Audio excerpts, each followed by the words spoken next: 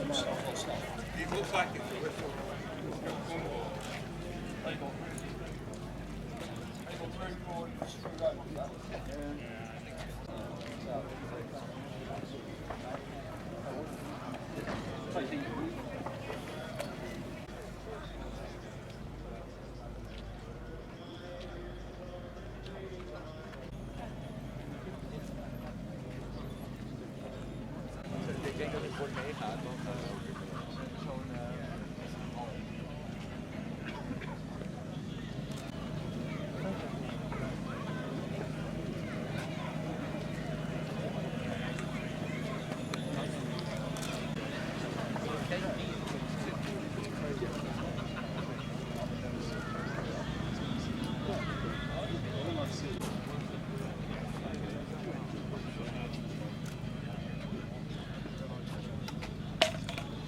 That put him off for life. Wouldn't do that phone's forward. Do the time without being skins if you're good on holiday. And I drive for that.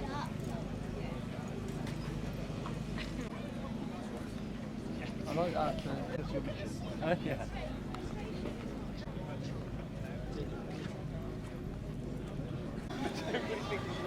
What an experience.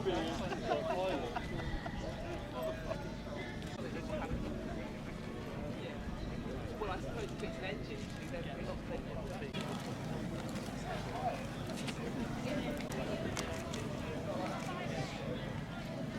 You'll pay how much you've got your phone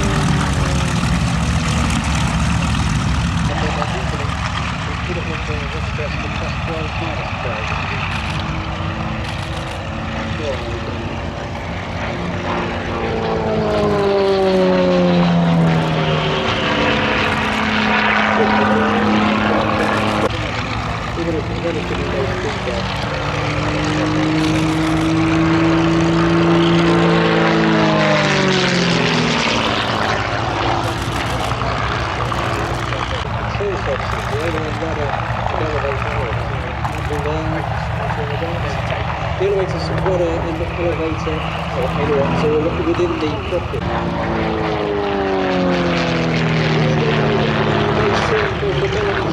And this game there, there was a little protrusion on each wing tip. That is a aerobatic.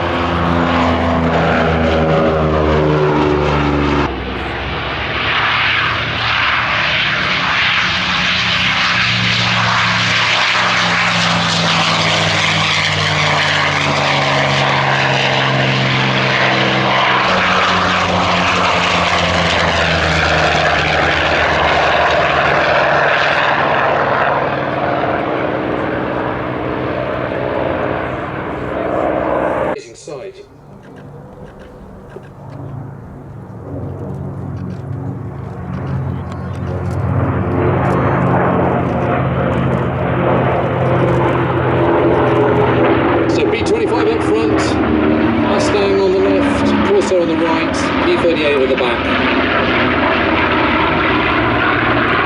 The P-38, of course, is by Lockheed. We just saw the Electra earlier on, and you can see the heritage, I think. Court-martialed for calling out the US Navy. And ruined, effectively. But a brilliant man and a pioneer of air power and of one of the early bombermen. Some of the great aviators and aviation commanders, air leaders of the United States Army Air Force in the Second World War, people like Tui Spots, Hap Arnold, who was the Commander-in-Chief of the United States Army Air Force, Ira Aker, to name but three. They were all kind of disciples of Billy Mitchell.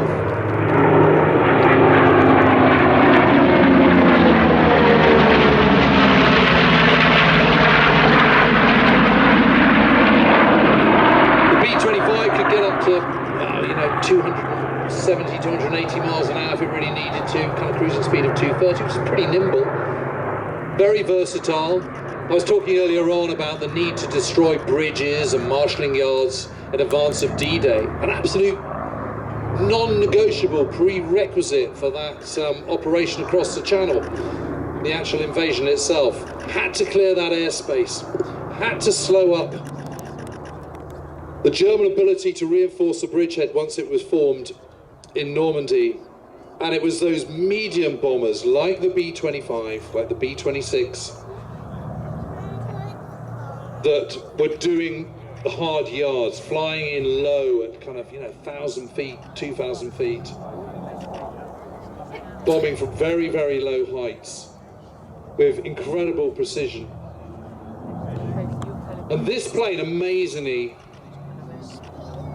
was flying operationally until 1979. Still being used in Korea and Vietnam War.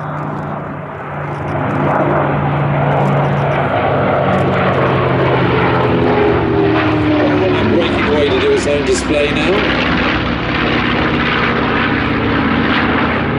And honestly, people, we're really lucky to see the B-17 Flying Fortresses, the Liberators to a lesser extent, and of course the B-29 Super Fortress.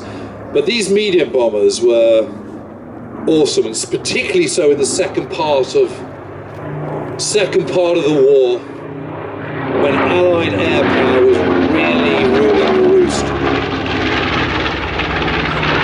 Served all around the globe, all theatres, in Italy, North Africa, Far East, and of course Northwest Europe as well.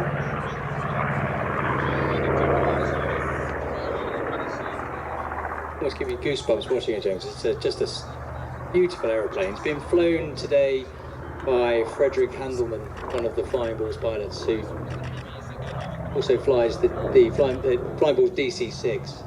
But he's very much enjoying flying this today. Yeah, I mean, look at it. You can see how kind of manoeuvrable it is. I mean, it's really much more... I mean, it's a bomber, for goodness sake. I mean, look at it, how it's sort of flitting around the sky. It's really pretty delicately, isn't it? I see that and I just think of these planes flying in formation over France, I don't know, early May 1944, ahead of the invasion, to attack some bridge over the River Loire or something, coming in low. And the amazing thing is that these bombers, these twin-engine bombers like the Mitchell, destroyed every single bridge over the River Seine.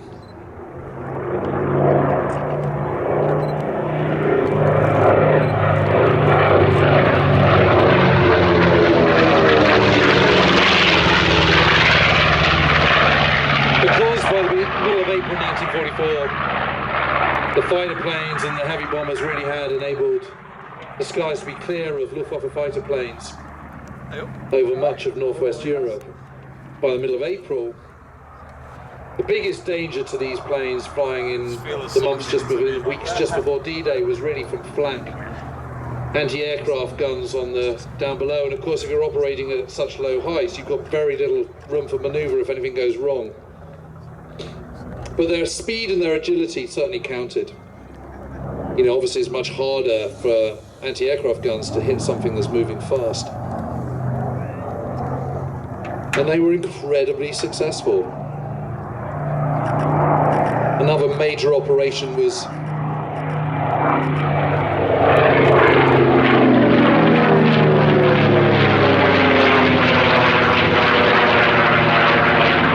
Operation Strangle, actually in April 1944 in Italy, ahead of the last major attack, Operation Diadem, the Battle for Rome, which was launched on the night of the 11th of May 1944. And Operation Strangle was, as its name suggests, all about, again, inhibiting the Germans' ability to reinforce the front, destroying railway lines, blowing up bridges, hitting marshalling yards, and yet again, the Mitchells and the other medium bombers were mainstays of this, operating very successfully in the Mediterranean. Beautiful.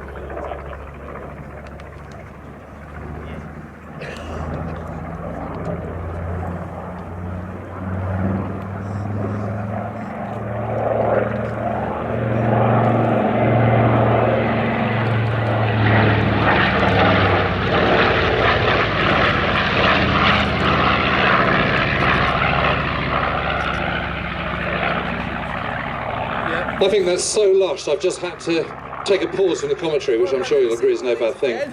Wing and the Corsair on the right. Amazing formation as they apex the top of the loop.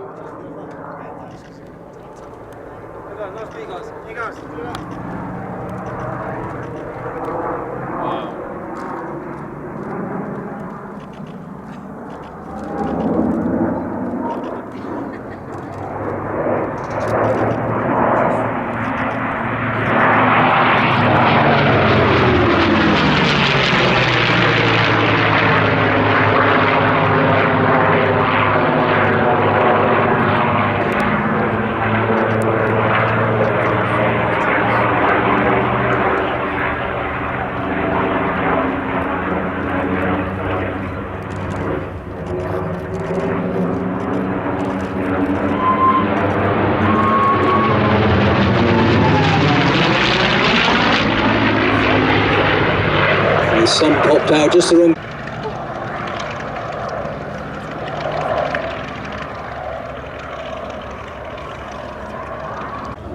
The DC-6, the B-25, the Lightning, the Mustang and the Corsair, so rather envious of his job.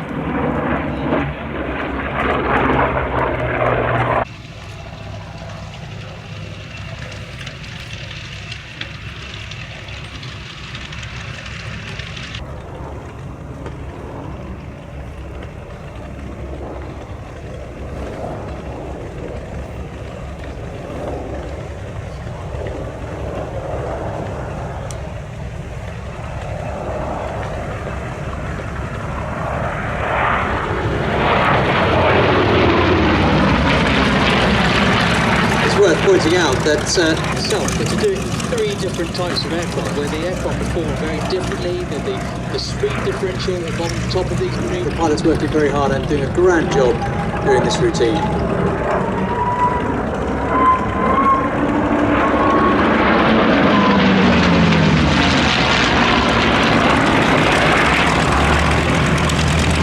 Expertly piloting the P-51 is Eskil Amdahl.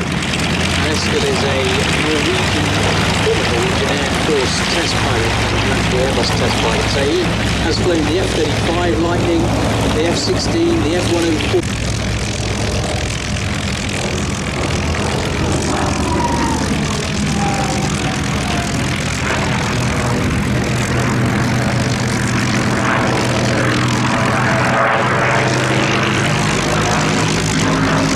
We're sitting in the commentary box, aren't we?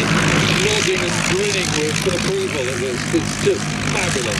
And if you want to go outside because you can't quite see the formation various times throughout his career. He started as a Mirage pilot in the French Air Force, and he's flying Spitfires and Corsairs in France and with the flying balls. So he is again a very experienced all-round space pilot. Now we've just gone into a 3-6 lead, led by the P-38, followed by the P-51 on the Corsair for a beautiful 3-ship tailplane. So camera ready for this.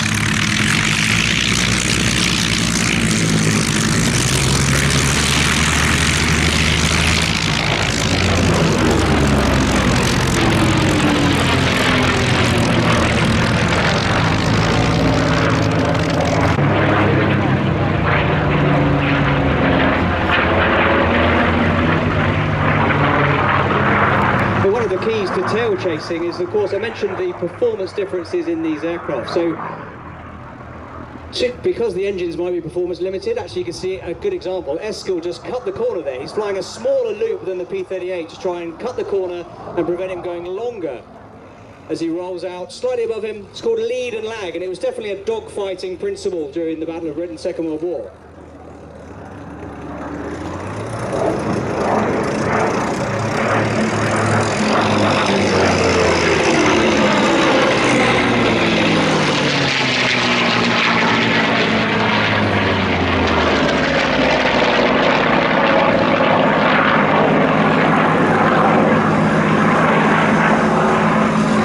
Or the Thunderbolt, or of course the Spitfire. But an awesome plane and very versatile, used all around the world. It was in a P-38 that Admiral Yamamoto was shot down and killed in.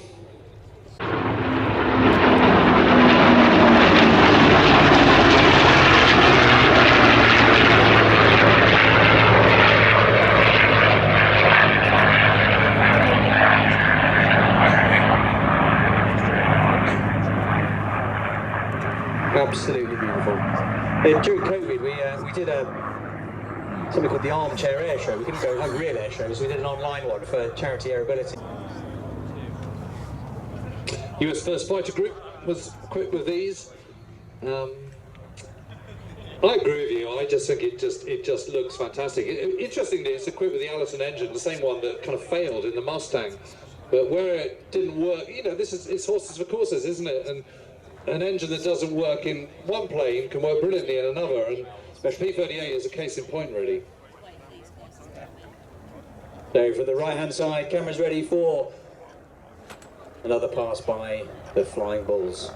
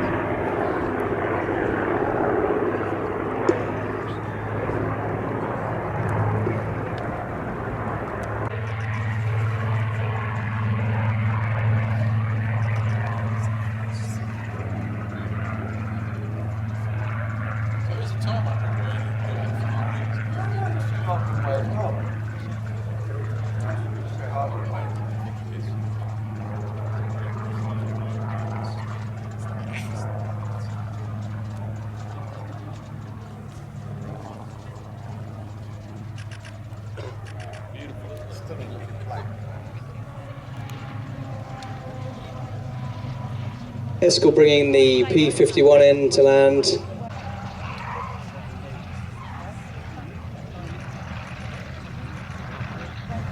And shortly Eric coming in the Corsair.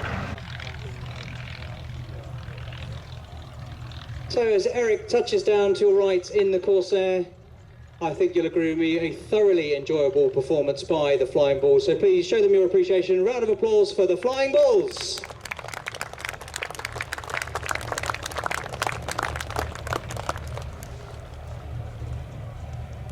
the crowd. A beautiful smell. For those who don't know, it smells of real life.